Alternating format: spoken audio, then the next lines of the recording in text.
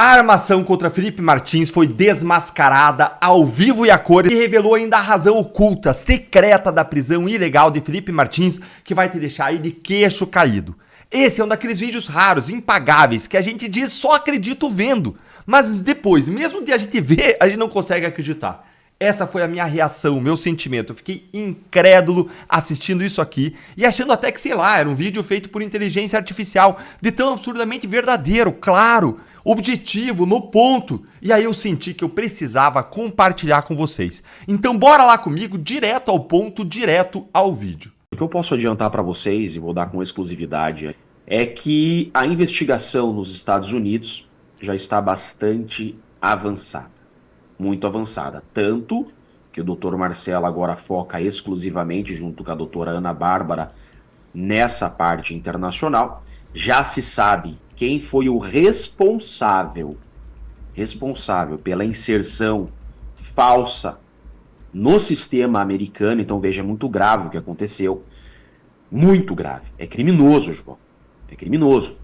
Tem agente público que deveria estar na cadeia pelo que fizeram contra o Felipe Martins. Eles usaram um documento falso. Eles forjaram o sistema imigratório americano. Tudo indica que termina agora em final de julho essa investigação com nomes. É grave. Pessoa que já foi identificada, mas já se sabe. E isso vai dar prisão para autoridades brasileiras. Então veja, essas autoridades que agiram de forma criminosa intervieram no sistema de imigração americano. Isso não é brincadeira, isso é terrorismo nos Estados Unidos. O Donald Trump não vai admitir, não vai aceitar que algo como isso tenha ocorrido. Veja, porque historicamente é importante vocês entenderem por que isso aconteceu, João. É muito importante que as pessoas entendam o que está acontecendo. Então veja, a Lava Jato, por exemplo, nós tivemos 170 delações premiadas. Aqui na trama golpista, esse processo criado, só se tinha uma delação premiada, que era o Mauro Cid.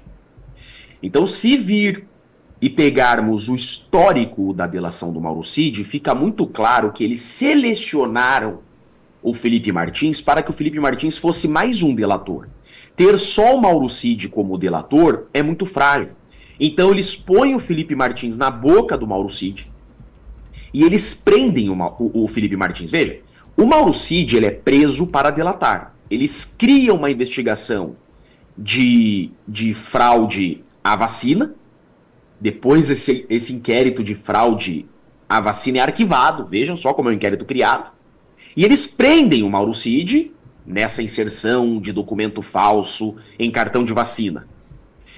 Eles prendem o Mauro Cid aqui, torturam o Mauro Cid na prisão e fazem o Mauro Cid delatar o Felipe Martins.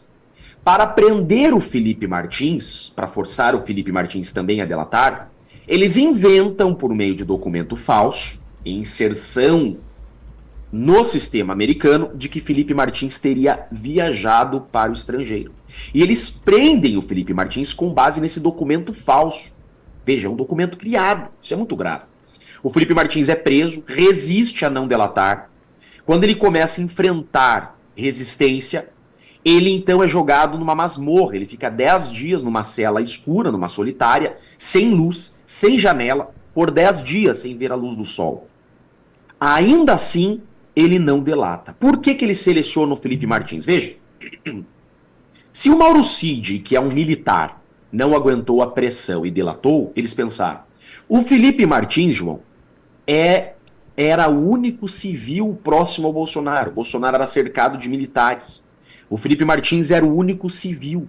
Ou seja, o Felipe Martins, na visão deles, não aguentaria a pressão e delataria com facilidade. Caíram do cavalo. E então, o Felipe Martins escancara por meio da sua defesa a fraude, em razão da comoção popular que se deu, porque é um documento falso. O Felipe Martins é colocado em liberdade. Mas para não darem um atestado de culpa, para não assumirem esse grave erro, esse crime, eles processam o Felipe Martins. Por isso que o Felipe Martins está sendo processado. O Felipe Martins está sendo processado agora por 3 fatos. não por ter saído do Brasil. Isso é assunto superado para a PGR. Na denúncia da PGR, eles nem citam mais, eles fogem dessa viagem do Felipe Martins como o diabo foge da cruz. Eles não citam mais essa viagem. Mas nós não esquecemos, e o Donald Trump também não esqueceu. E o Felipe Martins está sendo processado por 3 fatos. Eles dizem que o Felipe Martins, eles não. Só na boca do Mauro Cid, só o Mauro Cid diz. O Mauro Cid diz que o Felipe Martins participou de 3 reuniões. 3. E ele dá 3 datas. Dia 18 de novembro, dia 6 e dia 7 de dezembro. Ele dá essas 3 datas. Acontece que todos que participaram dessa reunião, o ministro da Defesa, Bolsonaro e os 3 comandantes das Forças Armadas, disseram que Felipe Martins não participou dessas reuniões. E nós temos provas que Felipe Martins não estava nessas reuniões por meio de geolocalização da Uber. Nos dias e horários que o Mauro Cid diz que Felipe estava nessas reuniões, o Felipe tem prova de cartão de crédito e de geolocalização do Uber de que estava exatamente em outros lugares. Então veja, tudo que sai da boca do Mauro Cid é falso, porque eles queriam exclusivamente prender o Felipe Martins para que ele delatasse junto com o Mauro Cid. Então eles teriam as 2 pessoas mais próximas ao Bolsonaro delatando o Bolsonaro. Mauro Cid, ajudante de ordens, braço direito, e Felipe Martins, o único civil, também braço direito do Bolsonaro. Imagine se eles conseguissem os 2 braços direitos do Bolsonaro a delatar o Bolsonaro. Caíram do cavalo. Mauro Cid está escancaradamente visto por todo o Brasil como o maior mentiroso da história. Mauro Cid foi desmascarado, está descredibilizado, todo mundo sabe que é um papagaio mentiroso. E Felipe Martins, sujeito homem, mostrou ter hombridade e não está criando mentiras contra o inocente. Felipe Martins mostrou ser homem, mostrou sua hombridade e não se rendeu a essa ditadura que queria o forçar a mentir. Então tudo isso está sendo assistido pelo mundo.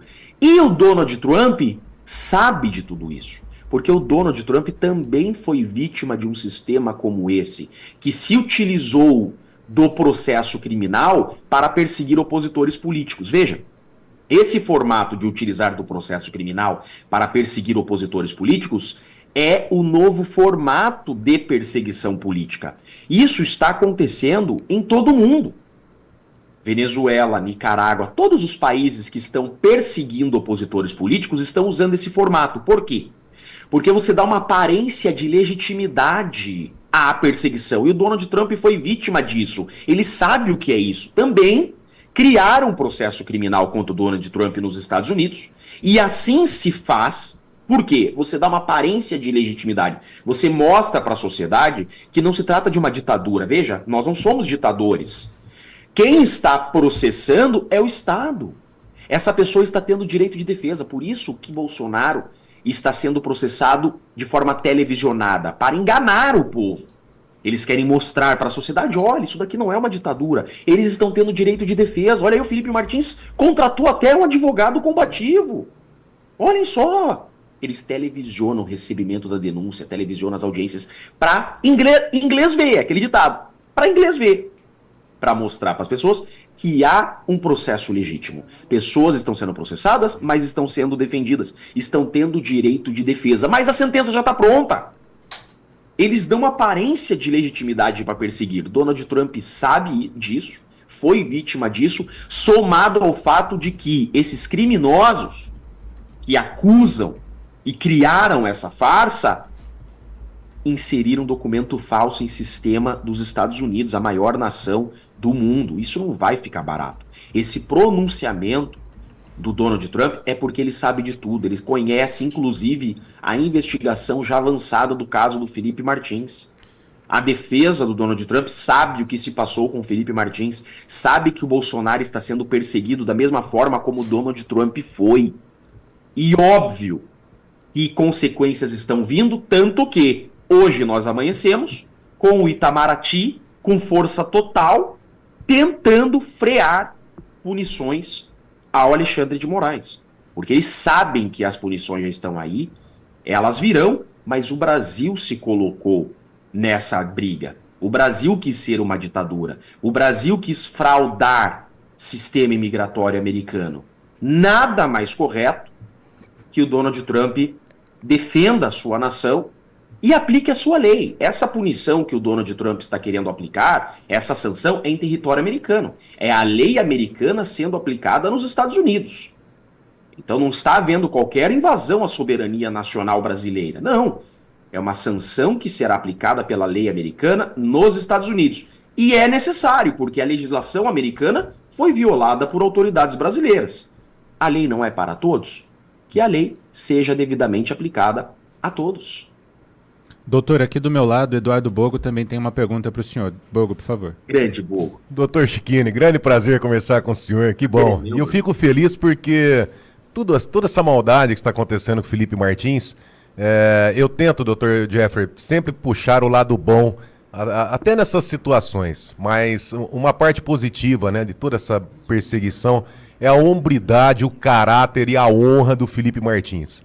Esse patriota, ele entra para a história, para os livros de história do Brasil, como um dos homens mais corajosos que nós tivemos na nossa nação, tá? Porque, como disse o Gilmar Mendes lá atrás, o que fizeram com ele, né, é coisa de pervertido. Quem força isso aí, a prisão, para ter uma delação, é a situação de gente pervertida. E outra parte que eu destaco também nesse caso do Felipe Martins é a grande defesa altiva, uma defesa forte com o doutor Sebastião Coelho, que fez uma defesa sensacional. Agora a entrada do senhor nesse processo, que também vem acrescentar, quer dizer, a defesa, os advogados da defesa do Felipe Martins estão de parabéns, é outro ponto que eu destaco. Agora, doutor, nos Estados Unidos, pelo que nós temos de informações, o que o senhor acabou de dizer, já está comprovada a fraude, né, dos documentos com a entrada do Felipe Martins, que não teve, na verdade, a entrada nos Estados Unidos, e houve ali uma manipulação. Inclusive, também é público e notório que os Estados Unidos chegou na autoridade, né, da pessoa responsável nos Estados Unidos. Teria até, acho que essa pessoa, acho que era um brasileiro, um naturalizado americano, o senhor me corrija se eu estiver errado. Agora, minha pergunta é, já descobriram a ligação com autoridades brasileiras? Porque havia uma possibilidade dessa autoridade americana delatar, né? Fazer ali, se considerar culpada, se declarar culpada e apresentar as provas. Quer dizer, já chegaram em outras autoridades brasileiras envolvidas neste caso, doutor? Sim. Esse indivíduo tem parentesco com um brasileiro que tem envolvimento no caso. É grave. É grave. Tem parentesco próximo com a autoridade brasileira. Eu sei que o senhor não pode dar mais detalhes, até, mas já é uma fala, já é muito importante o que o senhor está dizendo, porque com certeza irá... E o Donald Trump sabe disso. Irá tremer aqui no Brasil. Eu vi em alguns posts da internet e seria interessante a gente ver se é verdade ou se soltar isso aí, se não procede. Há informações que o Mauro Cid tenha se encontrado, tenha se reunido com o ministro Alexandre de Moraes fora das situações das audiências, das colaborações premiadas, dos autos processuais, ou essa informação os senhores não têm? Eu desconheço a informação, Bo. Muito importante. Importante o senhor dizer, porque eu vi em alguns posts que teria isso, então é importante o senhor esclarecer que não tem essa informação. Não tem, eu desconheço, acho que não procede. Perfeito. E uma terceira pergunta, que é mais geral, doutor Chiquini. O Eduardo Tagliaferro vai depor como testemunha do Felipe Martins. E o Eduardo Tagliaferro, ele fez denúncias gravíssimas sobre o ministro Alexandre de Moraes, inclusive deixando clara a suspeição, a perseguição que o ministro vem praticando na relatoria desse processo. O senhor já, não vou nem dizer se presenciou, porque é mais difícil, mas o senhor já teve ciência de algum processo onde uma testemunha irá depor que tenha já denunciado fatos que deixam o juiz ou o magistrado, o ministro, em suspeição e esse ministro continuar como relator do processo? Não é bizarra essa situação, doutor Chiquini? Mas é bom, a gente não precisa ir muito longe, nem precisamos do Tagliaferro, embora ele é uma testemunha central, essencial. Veja o próprio delator. Nós temos um delator que, tecnicamente, eu não me canso de dizer, não é um delator. Delator é aquele que confessa um crime, apresenta provas, contribui com a investigação por meio de documentos. Mauro Cid fala o que querem que ele fale, não apresenta documentos e só traz informações contraditórias, inclusive. Ele não é tecnicamente um delator, mas assim é tratado, como o único delator do caso. Então tudo que a acusação tem é o Mauro Cid. Veja, por exemplo, contra o Felipe Martins, é o total de 0 documentos. 0. Não tem uma mensagem contra Felipe Martins, não tem uma herb contra Felipe Martins, não tem nada contra Felipe Martins, só tem o Mauro Cid. Minuta, não existe a minuta contra Felipe Martins. Então veja, não tem nada contra Felipe Martins, só tem o Mauro Cid. E o Mauro Cid, que é a principal acusação desse processo, traz mais provas documentais contra o juiz relator do que contra os delatados. Eu nunca vi isso na minha vida. Um delator que tem mais provas contra o juiz da causa do que contra os delatados. Esse processo, eu afirmo, é a maior aberração jurídica da história do mundo. Daqui 1000 anos, assim como a Bíblia narra como os hebreus deixaram o Egito, nós vamos falar desse processo aqui no Brasil, Bogo. Exatamente isso. Né? Vai ser grave. Entrará para a história do Brasil como a maior perseguição por meio do processo criminal da história do nosso país. Doutor, o senhor tem tempo para mais uma pergunta? Claro que sim. Aqui do meu lado, o advogado Cláudio Cofani também tem uma pergunta para o senhor. Cláudio, por favor. Bom dia, doutor Jeffrey Chikini. É uma dia, satisfação falar com o senhor, que é colega. Somos 3 advogados aqui conversando. E é muito bom para a nossa audiência saber que quem está falando são profissionais da área. Primeira coisa, eu gosto muito quando o senhor lembra e fala para a sociedade que esse processo, esses inquéritos, esse processo do 8 de janeiro, vai entrar para a história como uma das mais vergonhosas páginas jurídicas e processuais do Brasil e também do mundo. E para lembrá-lo, como eu também sou professor na área de civil, o senhor é professor em processo penal, né? E para lembrar a nossa audiência, nós temos um famoso caso que foi inclusive o nome de uma operação da Polícia Federal, que é a Operação Cisâmenes, que fala de um juiz persa que foi condenado há mais de 3.000 anos atrás por vender sentenças. Então é só lembrar à sociedade que essa operação fala de um juiz que 3.000 anos atrás fez besteiras. Então quando o senhor fala que daqui a 1000 anos vão falar do que ocorre hoje, eu não tenho nenhuma dúvida, doutor. Nenhuma dúvida. Não sei que nome a história vai dar, se vai ser operação lá no futuro, Alexandre de Moraes, qual o nome que a história vai dar para essa vergonha jurídica. Mas minha pergunta para o senhor, ainda mais para o senhor que é um professor, é a gente sintetizar em alguns minutos ou segundos, para a gente poder até fazer um bom corte e disseminar, porque ainda existem brasileiros, inclusive com formação na área jurídica, e brasileiros que não têm nenhuma formação na jurídica, que acreditam que o processo que está ocorrendo, ele é um processo normal, é um processo legítimo, um processo digno, e que acreditam que não há perseguição contra isso daí. Então, de uma maneira, peço ao senhor professor, ao vivo, de uma maneira simples, vamos explicar para o cidadão brasileiro. Brasileiros, esse processo é uma fraude processual. Claro que sim, claro que sim. E é muito claro tudo isso, porque, veja, nós temos aqui um tabuleiro de xadrez, que a regra é deles, as peças são deles e não as do povo. O Código de Processo Penal brasileiro é uma lei criada pelo povo que traz a forma como o processo deve ser seguido. E a forma como esse caso está seguindo é evidente que assim o está para que seja mais célere, para que seja mais rápido. Olha só, todas as estratégias adotadas nesse processo deixam claro tratar-se de uma perseguição política. Por quê? Esse processo deveria começar em primeiro grau. O que seria isso? Como foi na Lava Jato? Primeiro grau, TRF, que é o segundo grau, STJ e STF. Mas isso demoraria muito. Como eles têm pressa em tornar Bolsonaro inelegível e eliminá-lo das ruas, eles mudaram a regra para começar esse caso já no STF. E eu explico. Desde 2005, a regra é que ex-mandatário não tem prerrogativa de foro. O que é prerrogativa de foro? É ser processado no STF. Então, a prerrogativa de foro diz respeito à cadeira que se ocupa. Desde 2005, não está na cadeira, não tem prerrogativa de foro. Porque o foro é da cadeira e não da pessoa. Ex-presidente, primeiro grau. Não está mais na cadeira de presidente, não é no STF. O que eles fazem? Eles mudam essa regra e dizem, então, que ex-presidente continua tendo prerrogativa de foro. Uma regra de 2005 é mudada agora, levam esse caso para o STF com esse entendimento. Acontece que o regimento interno do STF dizia que quem tem prerrogativa de foro é julgado pelo plenário.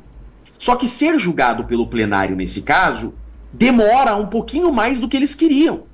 Ser julgado pelo plenário, por exemplo, tem o André Mendonça, que poderia pedir vista do caso e atrasar o julgamento. O que eles fazem, então, em 2023? Eles alteram o regimento interno e jogam esse caso para a primeira turma.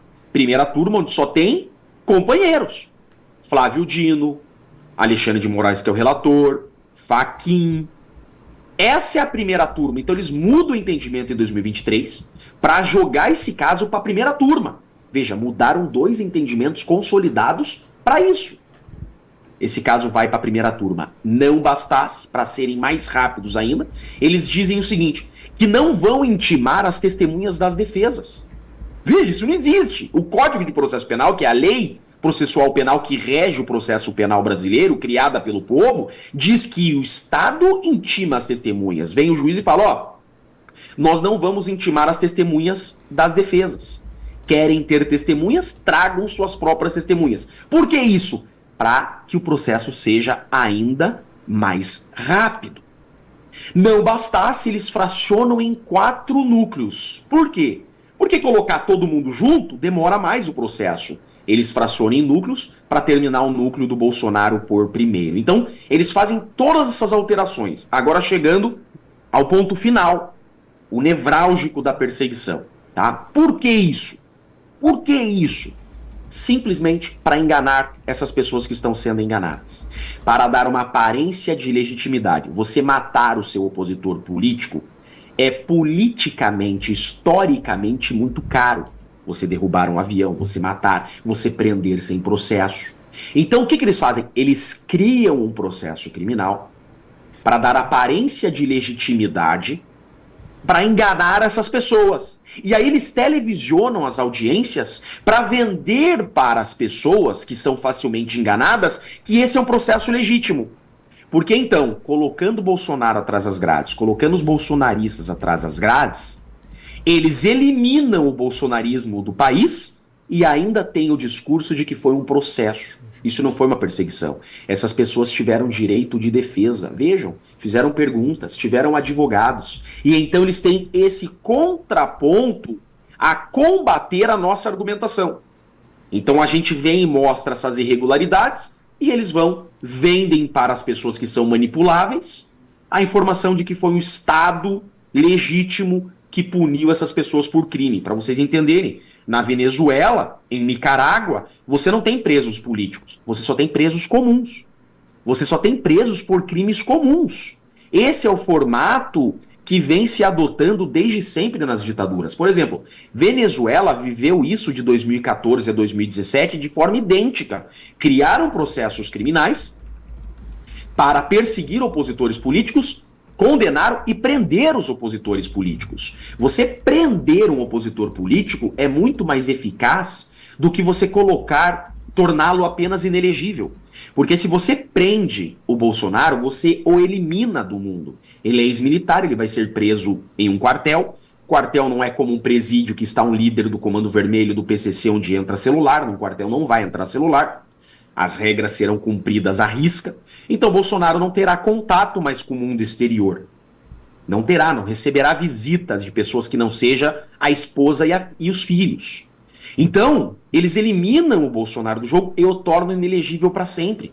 Porque ser condenado criminalmente fica inelegível pelo tempo da condenação. Se Bolsonaro for condenado a 40 anos, ficará inelegível por 40 anos. Diferente de uma cassação que fica inelegível só por 8. Então, tudo isso daqui foi muito bem montado, estruturado para enganar a trouxa, para manipular a população, para dar uma aparência de legitimidade, mas com a finalidade de eliminar o bolsonarismo das urnas em 2026. É isso que estamos vivendo no Brasil, o que a Venezuela já viveu em 2014. Igualzinho, o que tentaram fazer com o Donald Trump. Só que os Estados Unidos é uma democracia muito mais sólida e não conseguiram. Por quê? Porque os Estados Unidos já têm uma liberdade enraizada. A Constituição americana é de 1780, então veja, é sólida. Não conseguiram fazer isso com o Donald Trump, mas tentaram. Por isso que o Donald Trump está entendendo o que estão fazendo com o Bolsonaro e vai intervir com sanções. Fala pessoal, estou aqui com vocês para bater um papo um pouquinho sobre o dia de ontem, que foi muito agitado, não deu nem tempo de falar tudo o que está acontecendo, mas eu acho que o principal foi aquele post do Trump, né, colocando por água abaixo os poucos que ainda tentavam fazer uma narrativa de que o Brasil não importa para os Estados Unidos, o Bolsonaro, o Trump não está nem aí para ele, enfim. Ontem foi um dia de cair muitas das máscaras. E se você está me seguindo aqui, é porque você sabe da importância do nosso trabalho aqui fora. Eu não trabalho sozinho, tá? Muita gente ajudou nessa construção. Todos os parlamentares que já vieram aos Estados Unidos ou acionaram seus contatos contribuíram, cada um, tal qual eu, né, na construção desse castelo de areia. Falo muito do Paulo Figueiredo também. Saiu uma matéria, inclusive, numa imprensa internacional, dizendo que ele era o cérebro por trás de tudo, porque realmente o trabalho que o Paulo Figueiredo está fazendo é incrível. Eu falo até que um dia a gente tem que fazer um livro sobre tudo isso daqui que está acontecendo, mas a gente também tem que tomar muito cuidado para não dar bom dia a cavalo. Né? Já diziam os nossos avós, quem fala muito dá bom dia a cavalo. Então é sempre bom você preservar as fontes, você fazer conversas reservadas ficarem reservadas, não se tornarem públicas, não por uma questão de que são conversas antiéticas, não republicanas, mas sim para não alertar o inimigo da estratégia, para não alertar o inimigo daquilo que está vindo. Então podem ter certeza que se eu estou compartilhando com vocês aqui, e eu sei que os nossos colegas da Polícia Federal do Alexandre de Moraes também nos seguem, estão de olho no nosso passo a passo, é porque eu tenho o conforto de poder, né, de entender que essas questões que eu estou falando aqui cabem ao compartilhamento público. Então já deixa aí o seu like, tá? É importante, para um pouquinho, vai ali, ó, aquele joinha, faz isso. Isso vai levar nossa mensagem mais adiante. Se você ficar confortável, comenta também, sempre de maneira respeitosa, tá? E eu falo respeitosa porque nós somos educados, tá? Eu não falo respeitosa para evitar uma ação da esquerda, porque a esquerda vai sempre tentar botar a gente para baixo, derrubar, censurar, independentemente do que a gente fale.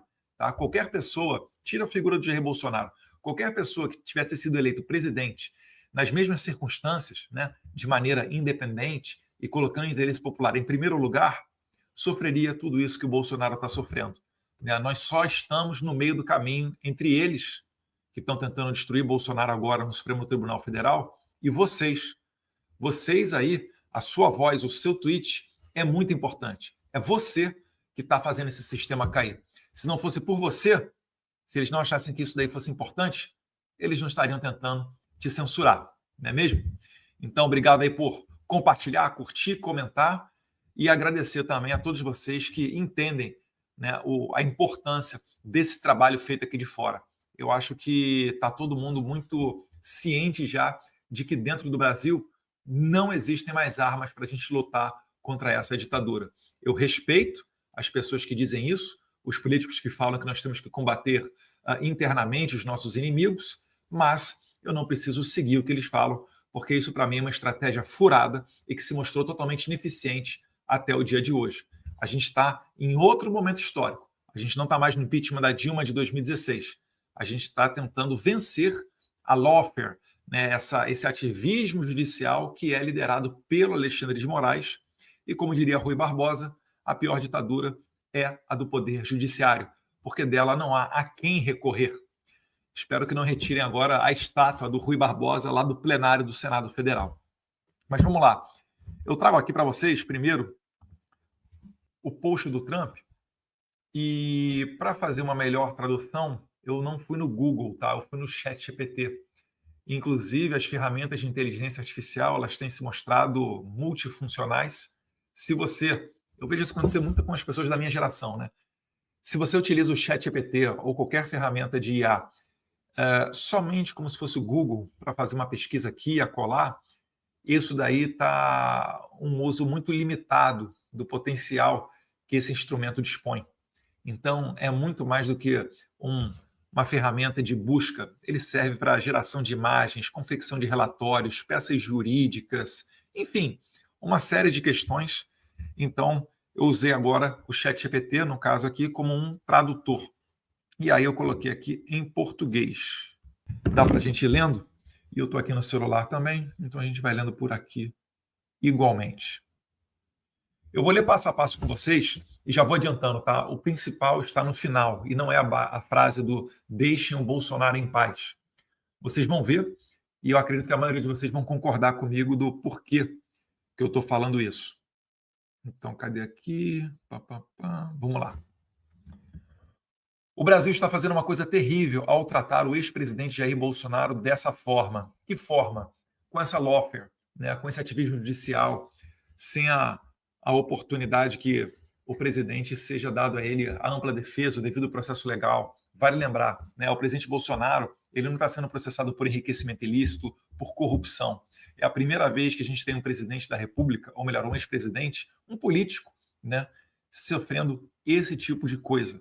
Então, o STF, o que ele fez para conseguir julgar o Bolsonaro? Ele reformulou toda a jurisprudência dele. O que é jurisprudência? Jurisprudência são sucessivas decisões no mesmo sentido.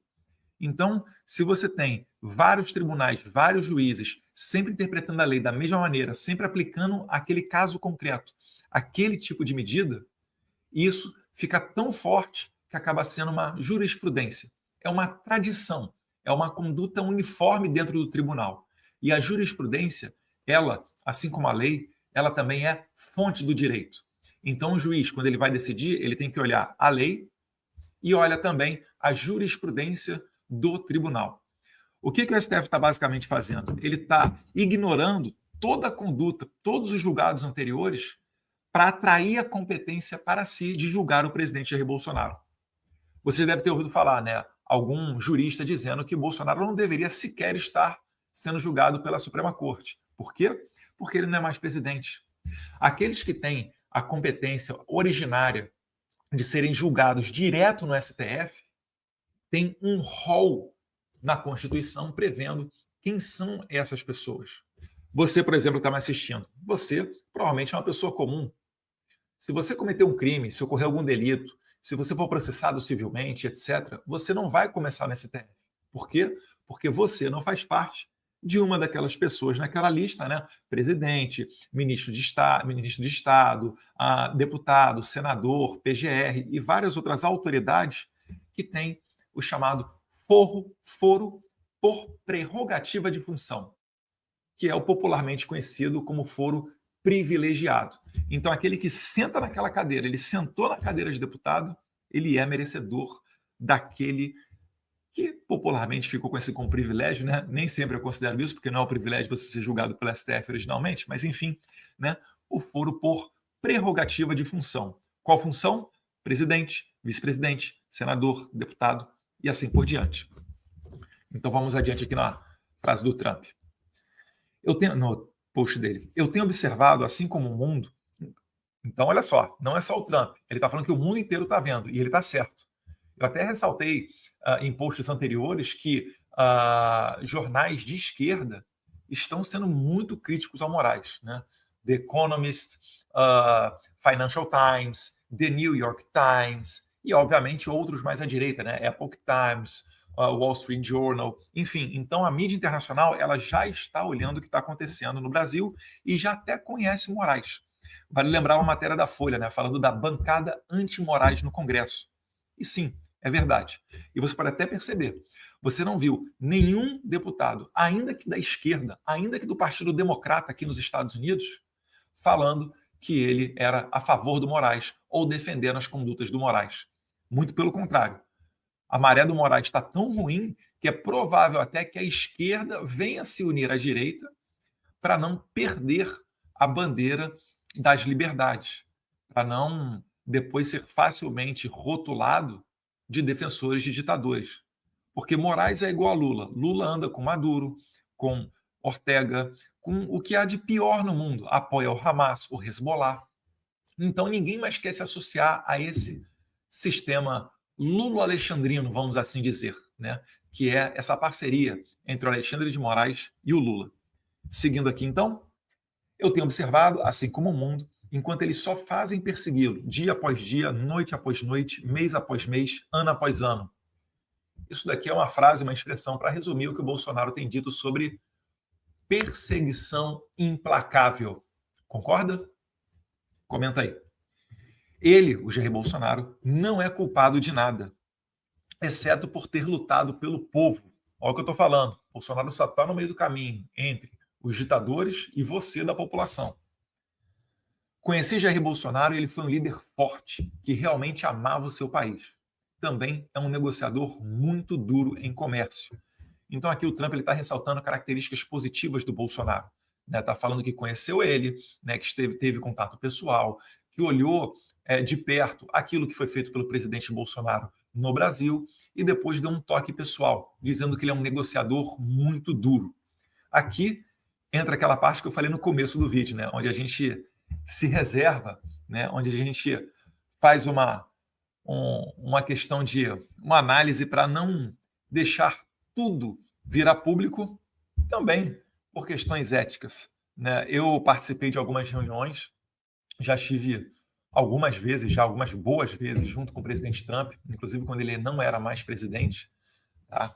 E você pode perceber que se tem uma característica dele que é muito valorizada, é a questão da negociação. O Trump ele é um empresário, ele é um empreendedor de muito sucesso, é um bilionário, e ele não chegou a esse status à toa. É porque ele é muito duro na negociação. Eu até entendo, às vezes, algumas reclamações, principalmente de líderes estrangeiros, quando falam, né? O Trump tarifou, o Trump jogou duro, não sei o que, etc. Mas é o estilo dele. Se você for ler os livros do Trump, você vai ver que essa é a conduta normal dele, de estressar a situação para depois ele sentar à mesa numa posição de superioridade. Ele fez isso agora, recentemente, com as questões tarifárias, né? Quando você chega e fala, eu vou tarifar o seu país, os seus produtos que estão entrando aqui nos Estados Unidos em 100%. O chefe de Estado do outro país fica desesperado. Aí o Trump fala, vem aqui, vamos conversar. Aí quando ele vem e se senta para conversar, o que acontece? Você fala para ele, não vai ser 100 não, vai ser só 10%. Aí, do outro lado, o cara até faz, ufa, só 10%. Se desde o começo o Trump falasse que fosse taxar o país dele em 10%, ele ia querer buscar 3%, 5% de taxação. Então, esse daí é o estilo Trump. Ele primeiro joga uma bomba, depois ele vem para dar um confere no cenário para ver se tem mais alguma ameaça por ali. Então, aqui um elogio muito bom. Ele basicamente está usando outras palavras para dizer que o Bolsonaro sempre defendeu o seu país, inclusive em questões comerciais. Não é porque existe uma afinidade com o Trump, ou por que não dizer até uma certa amizade, né? Você vai deixar de defender os interesses da sua população. Então, eu achei um elogio aqui sensacional. Para quem conhece um pouquinho de Trump, sabe que ele não vai falar isso aqui de qualquer pessoa. Se ele está falando isso aqui é porque ele realmente conhece e valoriza o presidente Bolsonaro. Mas vamos adiante aqui, ó. A sua eleição foi muito disputada. Aqui ele foi o Trump político, né? A eleição brasileira, ela foi, na verdade, uma covardia, né? O Steve Bannon, ontem eu estava no programa dele, ele até falou, aqui a gente pode falar a verdade, porque o programa dele é transmitido no Rumble, né? Não cai, igual quando você fala do YouTube de determinados assuntos críticos. principalmente durante a pandemia, vocês vão lembrar, e eu não vou nem citar aqui para não fazer o nosso engajamento cair ou até a live cair. Sua eleição foi muito disputada e agora ele está liderando nas pesquisas. É verdade, Bolsonaro está liderando em todas as pesquisas e algumas delas já colocando o Bolsonaro vencendo no primeiro turno, caso do outro lado esteja o Lula. E ainda que não esteja o Lula, é difícil você imaginar que em cerca de um ano que falta para a eleição, o PT vai conseguir construir uma candidatura mais competitiva do que a do Lula. E vale lembrar, né, o Lula vai estar bem velhinho ano que vem. É claro, é necessário um vigor físico para você ser presidente. O Lula ele regula a idade, ele quase com a idade do Biden. Acho que o Lula é uns 2 anos mais novo que o Biden apenas. Então daí você já tira o termômetro dessa situação. A sua pesquisa foi muito disputada e agora ele está liderando nas pesquisas. A sua eleição foi muito disputada e agora ele está liderando nas pesquisas. Isso nada mais é do que um ataque a um oponente político. Então aqui ele coloca o carimbo de que, na visão dele, Trump, na visão de todo mundo que está assistindo de perto o que está acontecendo no Brasil, existe uma clara perseguição política. Se o Bolsonaro não estivesse liderando as pesquisas, muito provavelmente ele não estaria tendo esse problema dentro do STF, né, com o Alexandre de Moraes. Ele seria carta fora do baralho. Ninguém estaria se preocupando com o Bolsonaro. Mas como ele lidera as pesquisas, o Alexandre de Moraes tem que se expor e fazer tudo isso, né? Mudar a jurisprudência da corte, atrair a competência para o STF julgar, atropelar o devido processo legal, não intimar as testemunhas de defesa para conseguir dar celeridade em tudo isso. Se ele tivesse seguindo o rito padrão, por exemplo, ele não teria separado esse processo por núcleos. Por que o Alexandre de Moraes separou por núcleos? Porque tem um núcleo lá, por exemplo, que está o Paulo Figueiredo. Para ele conseguir fazer um trâmite legal da oitiva do Paulo Figueiredo, que é réu nesse inquérito, nesse processo de golpe da Disney, ele teria que usar uma carta rogatória. Carta rogatória é um instrumento para você ouvir as testemunhas ou os interrogados fora do país. Como Alexandre de Moraes tentou e não conseguiu sequer extraditar o Alan dos Santos, isso que foi no governo Biden, muito menos ele conseguirá fazê-lo com Paulo Figueiredo, que já mora nos Estados Unidos há muito tempo. Já é, acho que até cidadão americano, deve ter passaporte americano, green card, enfim. Ele está há tanto tempo aqui que o status legal dele permite a ele, né, ficar o tempo que ele quiser aqui nos Estados Unidos. E quando o Moraes utiliza os canais oficiais para mandar essa carta rogatória, ela tem que ser fundamentada juridicamente, ela tem que ser traduzida e depois do órgão central brasileiro, ele vai para o órgão central norte-americano. Qual que é o órgão central norte-americano para receber uma carta rogatória vindo do estrangeiro? É o DOJ, Department of Justice. Você talvez já deva até ter visto ela, né? É a Pam Bondi, que está à frente desse ministério. Né? Aqui é Departamento de Justiça, no Brasil equivale mais ou menos ao MJ. Então, o DOJ, ou DOJ nos Estados Unidos, embaixo dele tem uma série de outras instituições, como o FBI, como o US Marshals, e o US Marshals é quem faz esse tipo de ação, né, de intimar, de cumprir essas decisões estrangeiras validadas pelo DOJ. Vale lembrar, começo de maio, dia 7 de maio, DOJ mandou uma carta para Alexandre de Moraes alertando sobre os casos da Rumble e da Truth Social. Somente no final daquele mês, acho que lá pelo dia 22, é que o Moraes respondeu. Ou seja, eles deram um lapso de tempo muito longo. E qualquer sinal nessas relações internacionais, elas contam. Qualquer sinal, mínimo que seja, ele pode ser interpretado como uma mensagem velada. Então não se engane, né? Primeiro, o Alexandre de Moraes, aos olhos dos americanos, ignorou, porque ele realmente ignorou, né, a DOJ, fez pouco da ação da DOJ, assim como ele fez pouco no outro ano, quando o deputado Chris Smith intimou Moraes, após uma audiência feita no Congresso americano, vocês lembram? Que falou Paulo Figueiredo, o Chris Pavlovski da Rumble, o Michael Schellenberg e mais um sujeito lá de esquerdinha. Quando eles fizeram aquela audiência, o Chris Smith, que é o deputado mais antigo dos Estados Unidos, ele mandou uma carta para Alexandre de Moraes. Porque aqui nos Estados Unidos, gostando ou não da pessoa, eles têm a serenidade de prezar por um devido processo legal, de dar a chance de defesa àqueles que estão sendo acusados. Então, na cartinha do deputado americano Chris Smith para Alexandre de Moraes, Ele perguntou, olha, isso aqui que o Paulo Figueiredo falou é verdade? É mentira? O jornalista Michael Schellenberg fez o Twitter Files Brasil. Isso daqui é verdade? É mentira? Enfim, ele levou a oportunidade para Alexandre de Moraes responder aquelas questões. E também, isso tudo foi com cópia para presidente da Câmara, presidente do Senado, presidente do STF e presidente do TSE, para que essas autoridades ficassem cientes daquilo que estava acontecendo. Bem, o Alexandre de Moraes ignorou. E até aí, você pode pensar, tudo bem, é só um deputado de outro país buscando informações, o Moraes não tem obrigação nenhuma de respondê-lo. Beleza. Mas você não concorda comigo que a coisa vai escalando quando chega o Ministério da Justiça dos Estados Unidos e faz o mesmo tipo de coisa? Falando, olha, você, Moraes, é competente para dar decisão aí no Brasil. Não para vir cercear a primeira emenda dos Estados Unidos, né, sobre a liberdade de expressão, aqui fora, querendo obrigar que empresas americanas cumpram as suas ordens ditatoriais. Então a coisa foi escalando. O Moraes foi dando causa ao momento que a gente está chegando. Por isso que o Marco Aurélio Mello, ex-ministro do STF, falou também ontem numa entrevista, né, que ele não gostaria de estar na pele do Moraes caso o Senado venha a ser renovado com a maioria de senadores de direita. E aí o Trump segue aqui. Vamos continuar.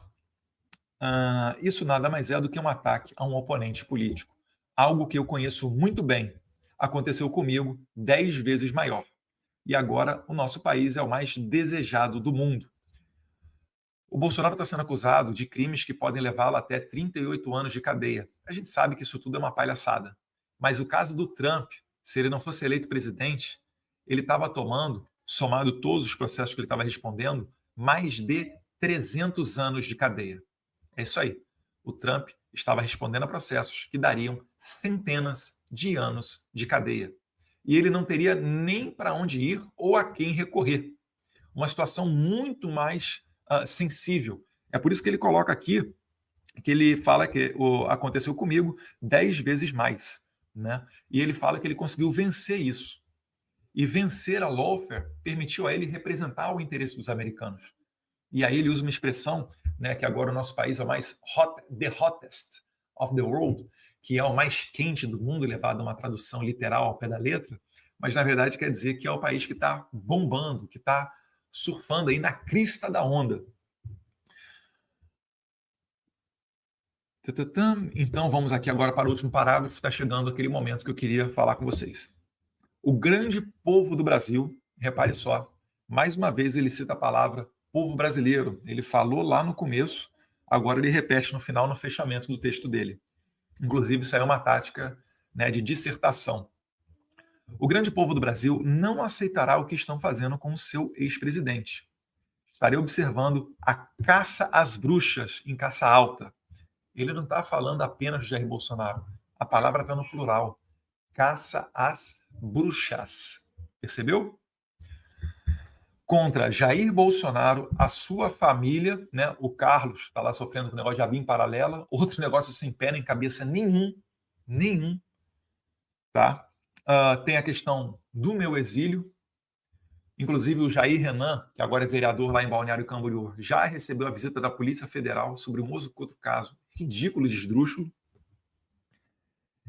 A sua família e milhares dos seus apoiadores bem de perto. E aqui vem o que eu queria ressaltar. Milhares de seus apoiadores. O Trump, ele tem a exata noção do que está acontecendo porque ele sofreu isso na pele. O mote dele lá nos Estados Unidos foi justamente esse, né? Falando, olha, os poderosos querem você. Eu só estou no meio do caminho. Então o Trump, ele representa a resistência popular. Ele é aquela pessoa que toma a frente do problema para não permitir que pessoas comuns, igual a vocês, que por vezes pensam, né? Ai, ninguém liga para mim, ai, ninguém se importa comigo. O Trump se importa, o Bolsonaro se importa, nós nos importamos.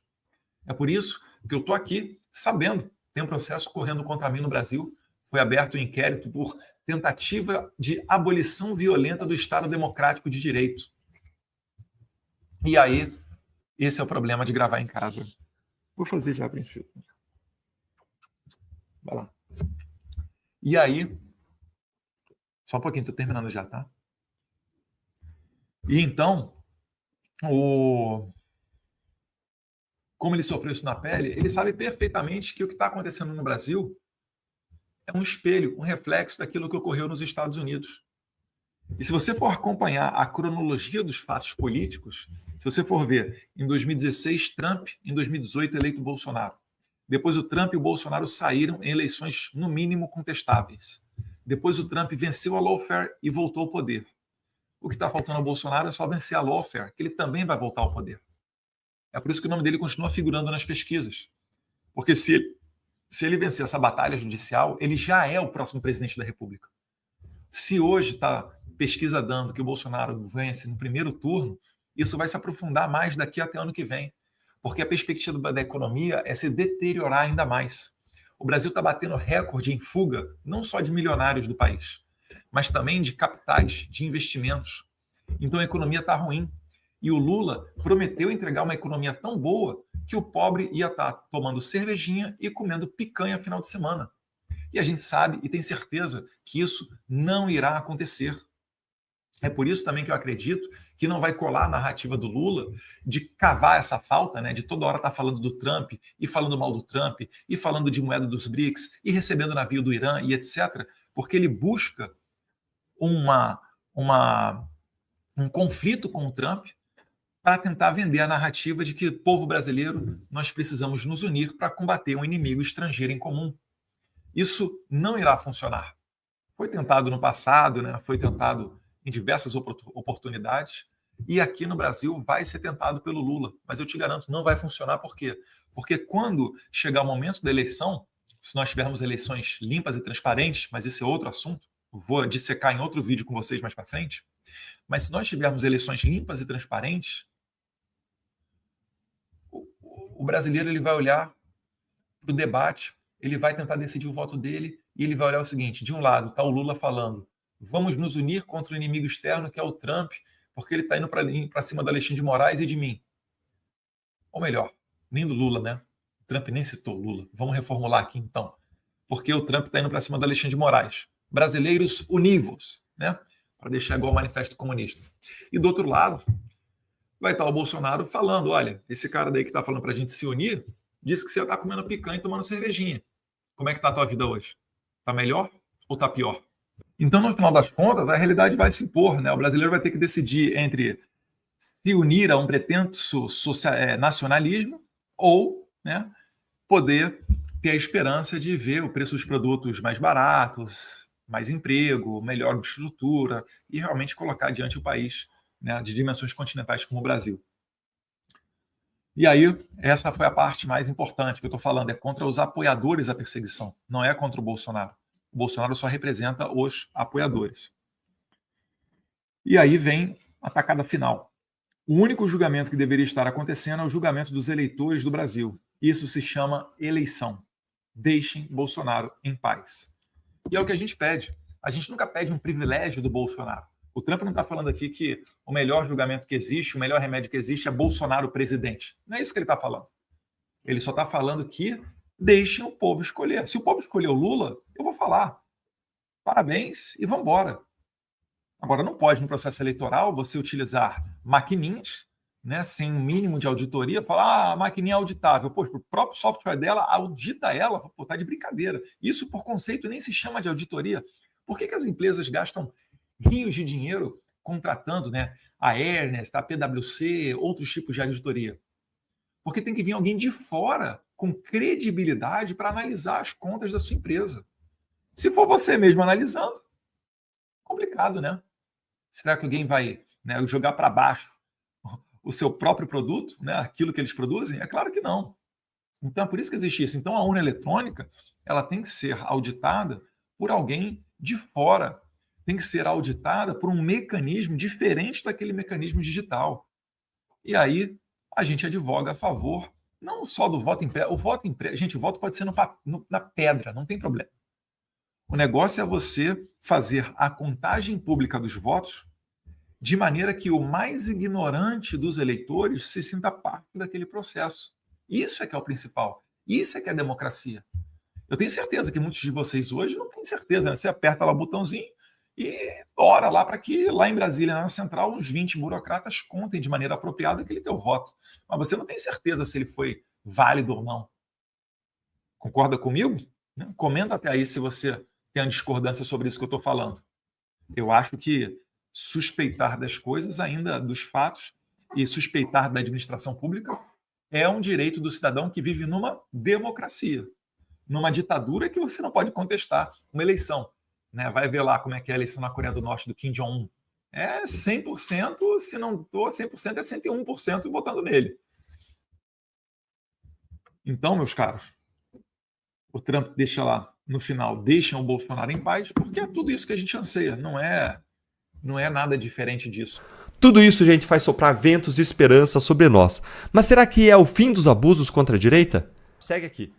A gente vai conversar com o advogado, voltando aqui ao caso da Rumble e da Trump Media, com o advogado, o Martin De Luca, que está entrando com a gente. Ele já está ok? Não, ele ainda não está ok, mas daqui a pouquinho a gente vai falar com ele. Agora sim, doutor, estava aqui te anunciando, não sabia se o senhor estava ok ou não. Seja muito bem-vindo. Então, Martin De Luca, advogado da Trump Media e da Rumble, muito bem-vindo e um ótimo dia. Muito obrigado por me convidar para participar aqui do programa. Doutor, para a gente entender, então, o contexto dessa ação contra o ministro do Supremo, Alexandre de Moraes, o que vocês alegam, né? O que o ministro teria feito para violar a Constituição americana? Desculpa, o áudio não deu muito certo. Poderia repetir a pergunta? Queria saber, então, sobre essa ação, né, que vocês entraram na justiça americana contra o ministro Alexandre de Moraes. O que embasou? O que fez que vocês acreditassem que o ministro violou a lei americana? Bom, claramente o ministro tem feito coisas que nenhum juiz reconhece como válidas fora do Brasil e acho que dentro do Brasil, né? Porque você tem uma situação na qual o ministro Alexandre de Moraes está encaminhando ordens de censura do Brasil, que normalmente deveriam aplicar em território brasileiro, sem restrição nenhuma, assim está escrita os mandados dele, para os Estados Unidos, para empresas americanas que não têm nenhuma conexão com o Brasil, que não têm usuários no Brasil, que não têm relações comerciais no Brasil. Robson Bonin, nosso colunista, participa da entrevista. Bonin. Doutor, bom dia. O principal argumento dos ministros do Supremo para justificar as decisões que são tomadas em relação às redes sociais é de que as redes sociais, embora não reconheçam fronteiras, elas por operarem, né, por estarem disponíveis no Brasil, elas têm que ter sede aqui e seguir as leis brasileiras. Então, que as decisões do Supremo elas não avançam em relação a outros países, mas sim tentam fazer cumprir a lei brasileira com as redes sociais operando aqui no Brasil. Como é que o senhor rebate esse tipo de argumento dos ministros do Supremo? Obrigado por levantar esse ponto, porque é um ponto realmente extraordinário. Que países do mundo, além do Brasil, vamos ser bem claros sobre o que estamos falando, né? Estamos falando que você quer exercer a jurisdição brasileira sobre qualquer empresa do planeta Terra que tenha conteúdo que aparece no Brasil, certo? Sabe quais países hoje no mundo têm uma jurisdição ou uma jurisprudência dessas? Só 3, que eu saiba. Desculpa, 4. 4 países no mundo têm essa jurisprudência que eu saiba, porque a gente verificou isso. Os países são Rússia, China, Irã, né? E Coreia do Norte. Nenhuma democracia liberal tem esse esquema de exercer a jurisprudência delas para censurar sobre qualquer empresa do mundo que não tenha laços comerciais nem contato com a jurisdição, além de ser acessível ou visível. Nem a União Europeia, que é extremadamente agressiva com questões digitais, tem isso. Okay? A União Europeia só tem isso para a questão de dados, privacidade de dados e ponto final.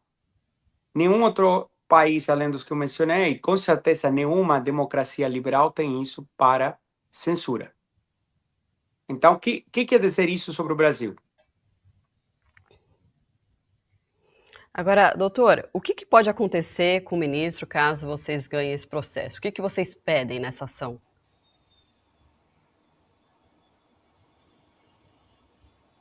Tá me ouvindo? Não tá me ouvindo? A gente vai... Foi? Foi, agora estou te ouvindo, tem um problema de áudio. Ah, bom, vê se o senhor me escuta agora. Queria saber o que pode acontecer com o ministro Alexandre de Moraes caso vocês ganhem essa ação. O que vocês pedem contra ele? Boninho, segue você aqui, que aí eu vejo o áudio aqui. Consigo continua caindo o áudio, eu acho que desculpa, vou sair e voltar a entrar, tá bom? Acho que vai ser a melhor coisa. Tá bom. É isso, Marcela. Essa discussão, embora esteja nos tribunais, ela é um dilema, né? Porque para o Supremo, as empresas que atuam no Brasil têm que seguir a lei brasileira. Agora, as redes sociais, elas não reconhecem fronteiras. Elas estão... Uma empresa dos Estados Unidos que cria uma rede social, mas que é acessível a brasileiros, como é que você lida com esse desafio, né? A gente não sabe o que vai acontecer no futuro, mas a gente consegue lembrar do que já aconteceu e as brigas que a gente testemunhou envolvendo, né, decisões do ministro Alexandre de Moraes do Supremo em relações a outras plataformas, como o próprio Telegram, né, foi suspenso por um tempo por não responder e não ter representante legal e tudo mais aqui no Brasil, o X do Elon Musk. Então, o histórico pesa a favor do Supremo nesse tipo de disputa, né? Ainda que exista uma ação judicial lá fora questionando os atos do ministro Alexandre de Moraes, a princípio, essa discussão judicial nos Estados Unidos é se as decisões do ministro valem ou não dentro dos Estados Unidos, né? Se uma plataforma pode ser obrigada a retirar um perfil do ar ou não de alguém que mora nos Estados Unidos e tudo mais. E não em relação ao Brasil, né?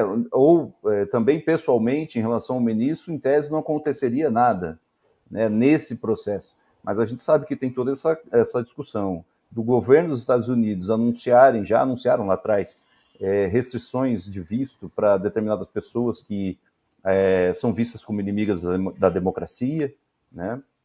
E a gente tem esse processo todo em curso, que a gente não sabe até onde vai, a extensão de uma eventual sanção do governo americano contra o ministro Alexandre de Moraes e outras autoridades. Agora, a discussão jurídica aqui sobre esse assunto, ela, em alguns momentos, ela foi até ignorada, né? Se a gente pensar que o Supremo tem algumas ordens de prisão em aberto contra pessoas que estão nos Estados Unidos, e essas ordens não são cumpridas porque os Estados Unidos não reconhecem que os crimes que o Supremo reconhece são crimes nos Estados Unidos. Então, tem bolsonarista que está nos Estados Unidos, não é preso, continua mantendo o mesmo discurso em rede social, sem ser alcançado pela lei brasileira. É mais ou menos isso que a gente está caminhando para assistir, caso esse pedido dos advogados prospere na justiça por lá, Marcelo. Pois é, a gente está tentando refazer o contato com o advogado, Martin. Enquanto isso, tem um trecho ali que a gente está até compartilhando aí na home, que eu busquei aqui para trazer para vocês, um trecho da decisão que embasa esse pedido contra o ministro Alexandre de Moraes. Primeiro, essa questão de violar a primeira emenda da Constituição americana, que é basicamente, enfim, censura e liberdade de expressão. A lei protege as pessoas em solo americano, sejam cidadãos dos Estados Unidos ou dissidentes que fogem da perseguição. Nenhum juiz estrangeiro, por mais poderoso ofendido que esteja, tem o direito de romper essa proteção, diz o documento. O ministro Moraes pode não gostar do que dissidentes dizem quando chegam aos Estados Unidos, mas ele não pode silenciá-los de Brasília, mandando ordens de censura por e-mail. Muitos autoridades... Oi? Desculpa te interromper. Acabou de chegar aqui um comunicado da Advocacia Geral da União, foi distribuído para a imprensa agora pelo próprio Supremo, aliás, em que há uma espécie de explicação para o andamento de toda essa discussão que é a AGU, que está recorrendo e atuando no processo em nome do ministro Alexandre de Moraes, do Supremo. E esse comunicado diz que no dia 25 de fevereiro, o Tribunal Federal do Distrito Médio da Flórida negou a liminar pedida pelas empresas, e no dia 7 agora, as empresas voltaram a pedir a citação do ministro Moraes, depois dessa negativa, e a AGU diz que está preparando minutas de intervenção processual, né? O popular recurso vai recorrer em nome do Supremo nesse caso. E isso deve ser feito... não dá especificamente uma data, mas diz que está concluindo esse documento para apresentar à Justiça Americana, Marcelo. Ou seja, provavelmente o ministro Alexandre de Moraes não vai responder, a AGU que vai entrar com esse recurso aí para tentar contestar esse processo. Informação, então, que você traz, que acaba de chegar, né, Bonin, desse processo aí importante, então, que está correndo contra o ministro Alexandre de Moraes, no momento de extrema tensão política, né, envolvendo o ministro e o governo Trump. O presidente dos Estados Unidos ontem falou sobre o ex-presidente Bolsonaro, falou de um possível caça às bruxas, também sobre o julgamento que deve acontecer, deve ser o julgamento do povo, ou seja, via eleição. Não citou o STF especificamente, mas deu uma indireta, bastante direta em relação a isso, né? Agora, a minha dúvida, enfim, pode ser uma ignorância da minha parte, se a AGU que recorre representando o Supremo. É a AGU tem esse papel. Qualquer autoridade brasileira que precise se defender numa situação como essa, a prerrogativa em nome do Estado brasileiro, porque o judiciário, embora seja um outro poder diferentemente do executivo, onde está a AGU, mas todos fazem parte do Estado brasileiro, e quem fala em nome do Estado brasileiro em questões jurídicas internacionais é a AGU.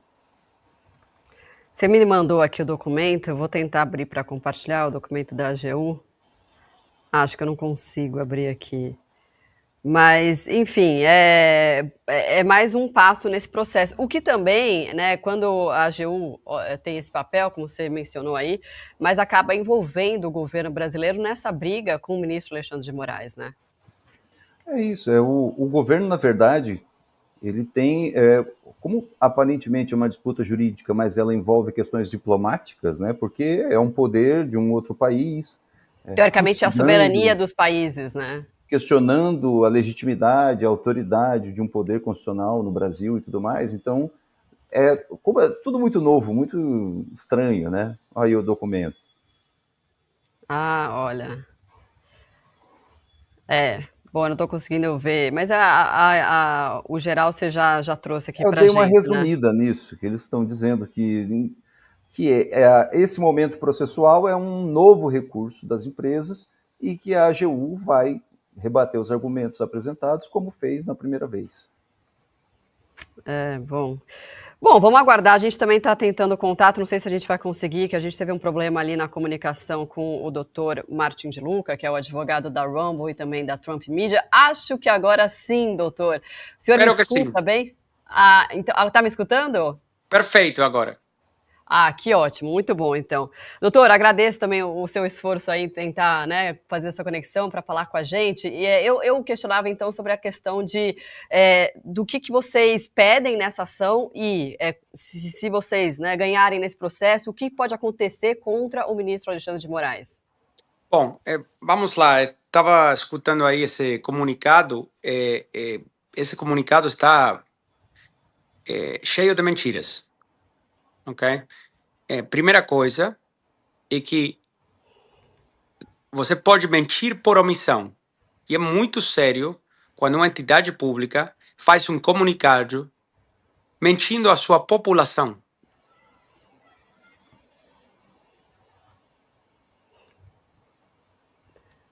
A gente perdeu o contato? Aqui estou, aqui. Isso te demonstra o politizado que está o assunto. Tá? Por que estou falando isso? Porque na primeira decisão da juíza na Flórida, eles falam recusou a petição, né? Ou negou a petição de uma liminar. O que estão omitindo, por isso eu estou falando de mentira por omissão, o que estão omitindo é que a juíza negou a liminar por não ser necessária porque as ordens do ministro Alexandre de Moraes, como foram apresentadas a Rumble, são ilegais e não podem ser cumpridas nos Estados Unidos. Você acha que uma entidade pública pode mentir desse jeito, ou deveria mentir desse jeito, por omissão? Essa é a primeira mentira do comunicado, né? A segunda é que eles vão defender a ação assim como fizeram em fevereiro. Nos Estados Unidos, a diferença da maioria dos processos do ministro Alexandre de Moraes, são públicos. Não é todo segredo de justiça, não é tudo sigiloso. Está tudo público. Qualquer pessoa do público pode ir conferir se alguém apareceu para defender ao ministro quando começamos a ação em fevereiro. A resposta é não, ninguém apareceu. Então essa é uma segunda mentira. É uma mentira porque ninguém apareceu no processo. Então você não pode fazer agora algo como você fez antes, se antes nunca aconteceu. Então mentira número 2. E a terceira não é uma mentira ainda. Vamos ver se alguém aparece. Porque a gente está esperando desde fevereiro, tentando intimar o ministro. Manda a intimação para o escritório. Não, mande para casa, manda para aqui, manda para lá. Nunca foi tão difícil intimar uma pessoa, né? Enrolação. Então, eles falaram em fevereiro e em março, inúmeras vezes, que a AGU ia aparecer para defender o ministro. Até hoje, fevereiro, março, abril, maio, junho, julho. Faz 6 meses. O que ele está fazendo? Jogando tênis? Estão de férias? Feriado? Por que eles não apareceram ainda? Agora está fazendo um comunicado que eles estão pensando, estão avaliando, faz 6 meses que está a ação lá. Então, assim, quando as instituições mentem à população, estamos num território complexo. Olha, vou ler o trechinho, então, desse documento da Advocacia Geral da União. A gente pode até mostrar aí, eu estou espelhando no site. Em 25 de fevereiro, o Tribunal Federal do Distrito Médio da Flórida negou a liminar pedida pelas empresas. Na decisão, a juíza Mary Scriven afirma que as empresas autoras do processo não apresentaram nenhuma alegação que mereça revisão judicial por um tribunal dos Estados Unidos.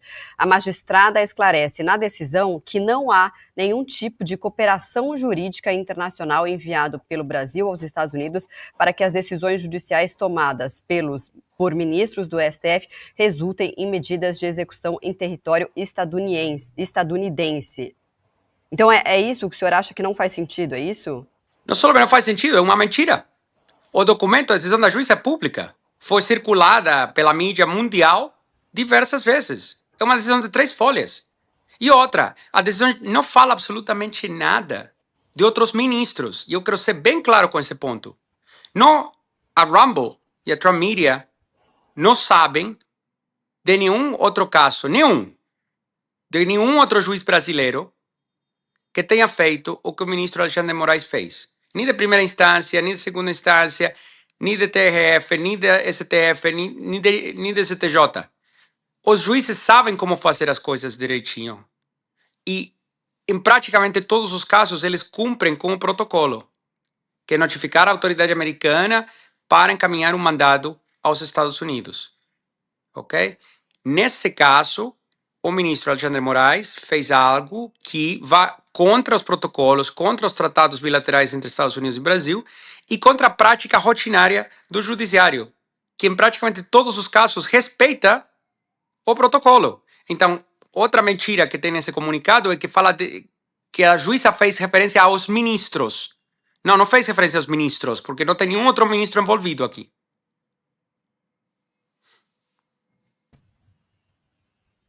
A discussão toda ela está pautada nesse dilema, né? O que a AGU aqui diz que a juíza entendeu no processo, na decisão, é que não há um pedido formal ao governo americano para que uma decisão do Supremo brasileiro seja cumprida nos Estados Unidos. Logo, a justiça americana não pode apreciar, por exemplo, o argumento de que as decisões tomadas no Brasil impactam cidadãos que estão nos Estados Unidos, ainda que não seja uma decisão direta tomada via uma cooperação judicial. É uma decisão tomada no Brasil que diz respeito à realidade do Brasil, mas que surte efeito também nos Estados Unidos. Esse é o argumento, né, dos senhores. mas a juíza disse que esse argumento não é válido, é isso? A juíza nunca falou absolutamente nada sobre os argumentos. A decisão é tão simples, porque não é uma decisão sobre os méritos do caso. A gente simplesmente pediu uma liminar. E uma decisão sobre o pedido de liminar. E a decisão foi: o pedido da liminar não é necessária hoje, que é lá em fevereiro, porque o ministro Alexandre Moraes não tomou nenhuma ação para tentar fazer cumprir os mandados dele nos Estados Unidos. E caso, aqui está a parte chave, caso ele tentar fazer cumprir os mandados nos Estados Unidos, em território americano, nenhuma pessoa nos Estados Unidos precisa respeitar esses mandados, porque não são válidos. Isso fala a decisão. Ela não se pronuncia sobre o mérito da ação, porque é uma decisão sobre uma liminar. O mérito da ação nem foi considerado ainda. Ah, sim.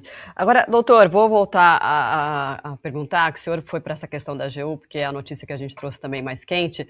O que pode acontecer com o ministro Alexandre de Moraes caso ele perca aí nessa ação que está na justiça americana? O que a gente está procurando é responsabilizá-lo como pessoa física. O que acontece? Nossa primeira ação em fevereiro foi uma ação feita em base a, basicamente, as ações que ele estava fazendo oficialmente.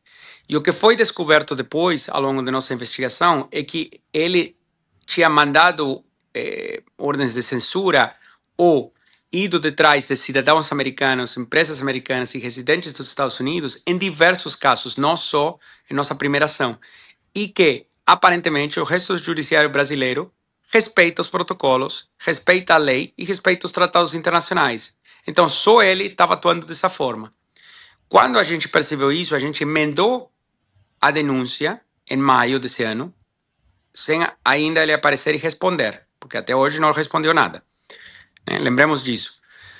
Emendou a denúncia para quê? Para solicitar que ele seja responsabilizado como pessoa física, porque não tem imunidade para actos que estão fora do alcance das funções oficiais. Então, se alguém está atuando fora da lei, mesmo se ele é funcionário público, ele pode ser responsável por danos monetários que tem que pagar do bolso dele. Por exemplo, eu fui procurador nos Estados Unidos 6 anos, tá? Se eu mando a polícia fazer uma busca e apreensão, derruba a porta dessa casa, mas, procurador, você tem o mandado assinado pelo juiz? Relaxa, não precisa mandado assinado pelo juiz. Eu sou advogado, eu sou procurador, estou te falando, pode derrubar a porta. A polícia vai, derruba a porta, morre alguém. Eu posso ser responsabilizado pessoa física. Eu não tenho imunidade por isso. Por quê? Porque eu estava atuando fora da lei, porque como procurador eu sei que um juiz tem que assinar o mandado de busca e apreensão e que eu não tenho essa autoridade. Então, eu me otorguei uma autoridade que eu não tenho, que eu sei que não tenho, eu fiz isso deliberadamente e mandei a polícia derrubar a porta e alguém morreu. Então, agora eu posso ser responsabilizado como pessoa física. Então, ele pode ser responsabilizado como pessoa física nesse processo todo, né? Então, não como ministro do Supremo apenas, é isso aqui do Brasil? Exatamente. Doutor, é exatamente essa a expectativa de apoiadores do ex-presidente Jair Bolsonaro. O filho dele, né, deputado licenciado que está nos Estados Unidos, disse ontem num vídeo que ainda nessa semana a gente teria novidades em relação a esse processo de eventual sanção do governo dos Estados Unidos em relação ao ministro Alexandre de Moraes e autoridades brasileiras. O senhor sabe alguma coisa sobre isso? Se de fato pode acontecer? Bom, eu acho que o governo dos Estados Unidos nunca sinalizou tão claro uma ação de sanções econômicas sobre alguém como aconteceu nessa situação aqui com o ministro Alexandre de Moraes, né? Normalmente isso é anunciado de uma forma surpresa. Agora, eu não posso falar pelo governo americano e pelo presidente, o secretário Rubio, quem são as pessoas que tomam as decisões de quando aplicar sanções econômicas ou não. Mas é claro que por diversas condutas, isso está sendo seriamente considerado e avaliado nesses momentos. Agora, o governo pode aplicar sanções contra o ministro Alexandre de Moraes? Isso, até o presidente Lula falou sobre isso, não seria ali uma violação da soberania brasileira? Com certeza. Inclusive, o secretário de Estado, Marco Rubio, confirmou isso publicamente lá em maio, né? Não, sim, ele pode aplicar quais tipos de sanção contra o As ministro? sanções econômicas, as que eu entendo que estão sendo consideradas, pelo que foi falado pelo secretário Rubio, são as sanções Magnitsky, ok? Que são sanções econômicas implementadas pelo Departamento de Estado, do Departamento do Tesouro dos Estados Unidos, assim como foram aplicadas ao longo dos anos, todo o regime de Nicolás Maduro, o regime de Irã, Hamas, Hezbollah, vários dignatários russos, que estão envolvidos na guerra à Ucrânia. Enfim, tem diversos exemplos de pessoas sancionadas ao redor do mundo. Então, as sanções Magnitsky são aplicadas geralmente quando tem graves violações de direitos humanos. E aqui, parte dessas violações, que eu entendo, envolvem muito o que eu acho que está mencionado na nossa denúncia de maio, que é um inventário de diversos casos de cidadãos americanos residentes dos Estados Unidos que foram alvo de ordens e mandados ilegais do ministro. Agora, doutor, além fala. além de atuar no judiciário, né, buscando uma decisão judicial nesse caso, os senhores também têm buscado autoridades do governo americano para tratar da situação que envolve o ministro Alexandre de Moraes e as decisões dele no Supremo? Não entendi exatamente a pergunta. Os senhores também estão fazendo gestões junto ao governo, a órgãos do governo americano, para que tomem então, alguma medida em relação ao ministro Alexandre de Moraes? As funções do governo dos Estados Unidos são funções oficiais, né? Então, o que nossas ações estão no foro, são bem claras, bem públicas, e até hoje não tem resposta, né? Ninguém apareceu, mas o que o governo dos Estados Unidos esteja fazendo e pode envolver muito mais que nossa ação, porque nossas ações envolvem os mandados sigilosos de censura que o ministro encaminhou para Rumble e que também afetam a Trump Media. Mas, se o governo dos Estados Unidos atuasse, provavelmente seria por muitas outras razões, outras condutas, além das que aconteceram no caso da Rumble. Doutor, ontem o presidente americano Donald Trump saiu em defesa do ex-presidente Bolsonaro, falando sobre um possível caça às bruxas em relação ao ex-presidente, também que o julgamento tem que ser feito pelo povo, tá? Não citou especificamente o STF. Essa fala, ela dá um indício de que, claro, eu sei que o senhor está sempre ali falando do ponto de vista jurídico, mas dá algum tipo de indício de que o governo vai de fato agir contra o ministro? O senhor vê dessa forma, enfim, conhecendo o país e, obviamente, morando aí e sendo um advogado de uma das empresas do Trump? Olha, com certeza. A mensagem na Truth Social do presidente Trump, eu acho que demonstra muita emoção e uma profunda frustração. Vamos lá, é claro para o mundo inteiro, o mundo está olhando o que está acontecendo com o ex-presidente Jair Bolsonaro. E, obviamente, a história está bem clara. Poxa, você tem um candidato que lidera em todas as pesquisas, que, objetivamente falando, tá, não precisa concordar com o ponto de vista nem ideológico, mas é a pessoa que lidera as pesquisas. Ou seja, é a pessoa que a maioria dos eleitores, né, gostariam de votar. Talvez de forma certa, talvez de forma errada, mas gostariam de votar. E essa pessoa está sendo prevenida de participar nas eleições por causa de um processo judicial, né, de 8 de janeiro que, poxa, Quem acredita nisso, né? É tão artificial. Não é o 6 de janeiro.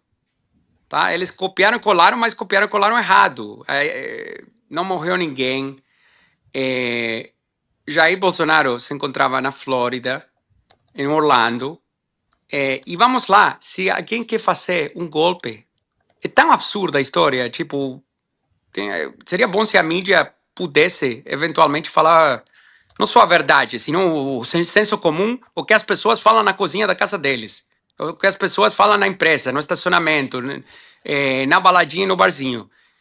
Se a pessoa está em Disney, a pessoa larga o poder, vai embora do país e resolve fazer um golpe de Estado um domingo de manhã, quando não tem ninguém em janeiro. Domingo de manhã em janeiro em Brasília. Meu Deus, está todo mundo de férias. Jair Bolsonaro deve ser o pior golpista da história da humanidade. Nunca teve um golpista tão ruim, tão inepto, tão incompetente.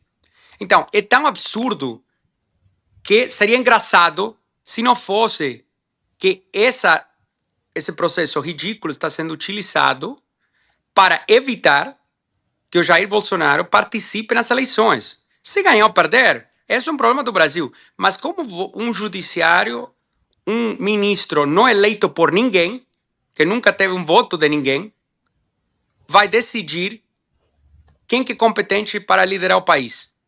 Isso é uma decisão dos eleitores. Deveria ser uma decisão dos eleitores, não uma decisão do ministro eleito por ninguém. Então, a frustração que o presidente Trump alude na mensagem dele é que ele viveu essa experiência. Só que nos Estados Unidos, simplesmente não tiveram como evitar que ele participe da eleição, né? Que ele esteja na urna como uma escolha. E o que aconteceu? Tinha 7 estados em jogo, que estavam muito perto, e ele ganhou 7. É o presidente, o candidato republicano que ganhou a maior quantidade de votos hispanos de toda a história dos Estados Unidos, candidato republicano que ganhou a maior quantidade de votos de afro-americanos de toda a história dos Estados Unidos e ganhou todos os 7 estados que estavam mais disputados em jogo. Ou seja, foi uma vitória tremenda e ganhou a Câmara de Representantes e ganhou o Senado. Isso se chama democracia. Você pode não concordar com o ponto de vista, você pode não gostar da pessoa, pode achar a pessoa grossa, pode achar a pessoa extremista, pode achar o que quiser. Mas, quer saber? Vai no dicionário e procura a definição da palavra extremista. Extremista é aquele que está no extremo, aquele que está fora do padrão, fora do ponto de vista da população geral. Se você está liderando em todas as pesquisas, se você é um dos candidatos mais votados da história do país, você não, por definição e lógica e senso comum, você não pode ser extremista. Porque a maioria das pessoas querem você, né? Agora, se você tivesse 1% ou 5%, é ok, aí você pode falar que é extremista. Mas a pessoa mais votada não pode ser extremista, por definição lógica. Então, evitar que o Jair Bolsonaro participe das eleições com um processo sobre um golpe fantasia, de golpe de Disney que chamam, é realmente uma verdadeira ameaça à democracia. Muito bem, a gente conversou com o advogado Martin de Luca, representante da Trump Media e da Rumble. Muito obrigada, doutor. Bom trabalho e até uma próxima oportunidade.